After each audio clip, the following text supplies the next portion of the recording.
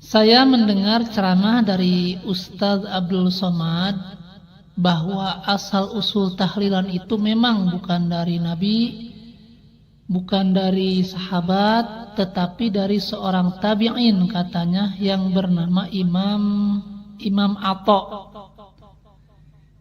Itu apakah benar seperti itu ya Ustadz? Tolong dijelaskan, sebab ini penting bagi kami.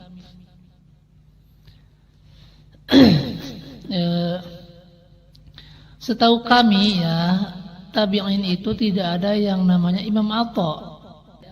Yang ada tabi'in itu adalah Tawus bin Kaisan al-Yamani. Beliau seorang tabi'in yang berada di tabaqah ketiga ya. Beliau adalah muridnya Ibnu Abbas radhiyallahu anhuma.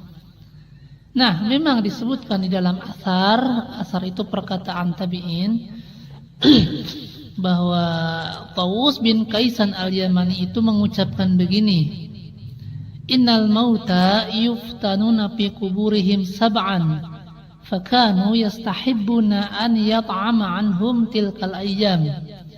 Artinya, sesungguhnya mayat-mayat itu diuji di dalam kuburnya 7 hari. Fakanu yastahibbuna an yat'ama anhum tilkal ayyam. Maka mereka para salaf menyukai bersedekah atas nama mayit di hari-hari tersebut.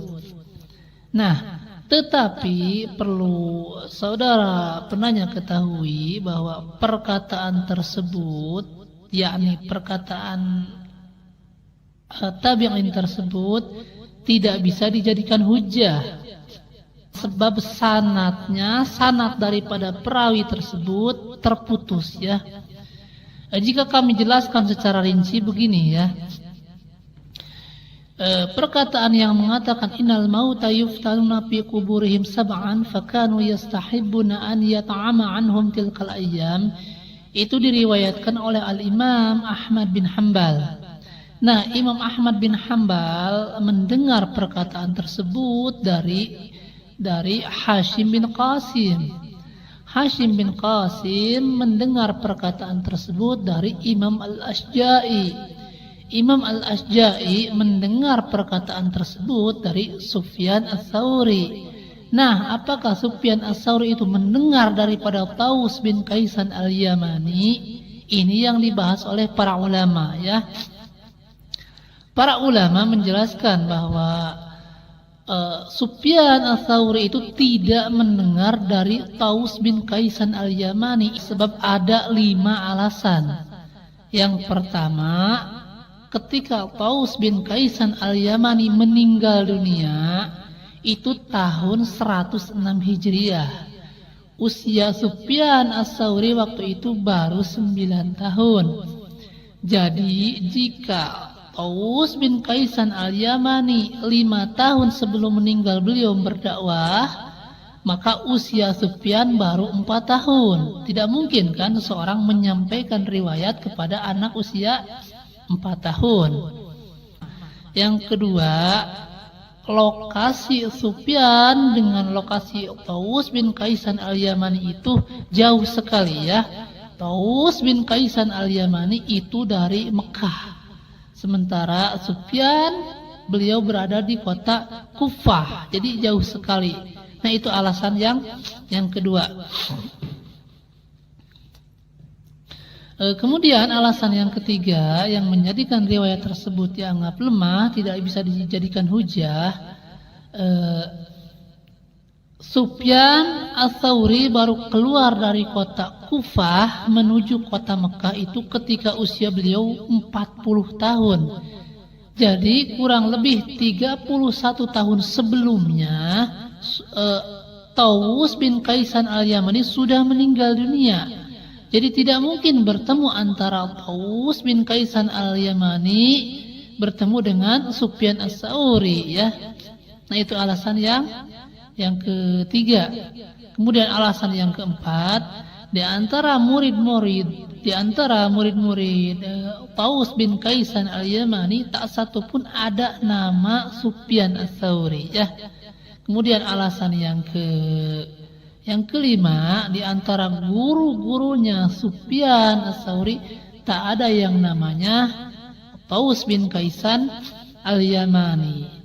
Nah, dengan 5 alasan tersebut, para ulama menyebutkan bahwa Sufyan Ats-Tsauri tidak mendengar perkataan dari Taus bin Kaisan Al-Yamani. Kemudian yang kedua, perkataan tabi'in itu tidak bisa dijadikan hujah. Beda dengan perkataan sahabat. Kalau perkataan sahabat kan masuknya ke marfu, tetapi kalau perkataan tabi'in masuknya ke mursal.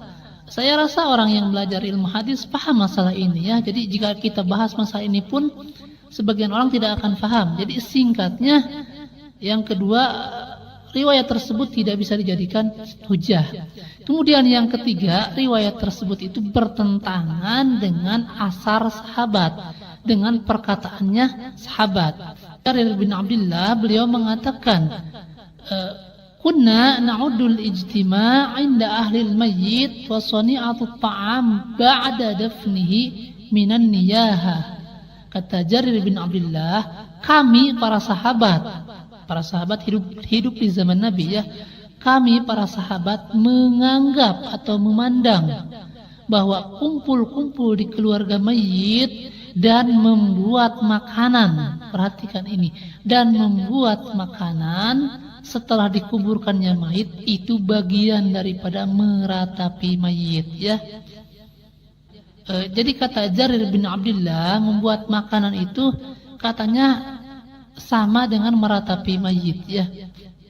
Jadi tidak mungkin seorang tabi'in memerintahkan membuat makanan sementara sahabat sendiri melarang membuat makanan di keluarga mayit ya. Kemudian yang keempat, bertentangan dengan ijma' ulama. Kalau kita buka kitab-kitab para ulama tentang hukum membuat makanan untuk anggaplah untuk yang tahlil, itu ada yang mengatakan haram, ada yang mengatakan bid'ah yang munkar, ada yang mengatakan bid'ah yang makruh.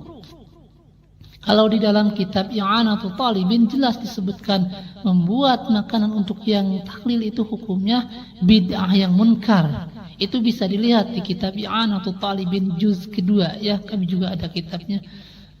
Di sana disebutkan ma yaf'aluhu an-nasu minal ijtima' 'inda ahli al-mayyit wa sun'i ta'am minal bid'il munkarah.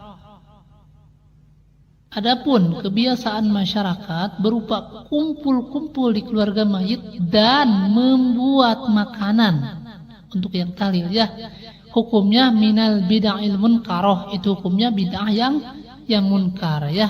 Kemudian di dalam riwayat yang lain juga di dalam Al-Bajjaj disebutkan wa yukrahu ittikhadhu ta'am fil yaumil awwali wasalisi wa ba'dal usbu', dan dibenci membuat makanan di hari pertama, hari ketiga dan setelah hari ketujuh ya, hari ke-40, hari ke-100. Nah, jadi perkataan Al-Ustadz Abdul Somad ini yang membawakan hujah tabi'in tersebut dibantah dengan 4 hal ya. Yang pertama tadi, riwayat atau asar tabi'in tadi perawinya terputus ya, antara Sufyan kepada Taus bin Kaisan Al-Yamani. Kemudian yang kedua, perkataan tabi'in itu tidak bisa dijadikan hujah, beda dengan perkataan sahabat. Kalau perkataan sahabat masuknya ke marfu ya, tapi tabi'in tidak, masuknya ke mursal. Kemudian yang ketiga, bertentangan dengan kesepakatan para sahabat yang mengatakan bahwa kumpul-kumpul di keluarga mayit kemudian membuat makanan di sana itu bagian daripada meratap ya. Yang keempat, para ulama mengatakan di dalam kitab-kitabnya bahwa membuat makanan untuk yang tahlil itu ada yang mengatakan bid'ah yang munkar, ada yang mengatakan bid'ah yang makruh, bahkan ada yang mengatakan haram jika yang meninggal mempunyai ahli waris anak kecil. Ini sudah dibahas oleh kami di dalam video beberapa bulan yang lalu ya. Nah, jadi kurang lebih seperti itu mengenai tanggapan kami terhadap hujah yang dibawakan oleh Al-Ustadz Abdul Somad tentang asal-usul pembuatan makanan untuk yang tahlil ya. Wallahu a'lam bishawab.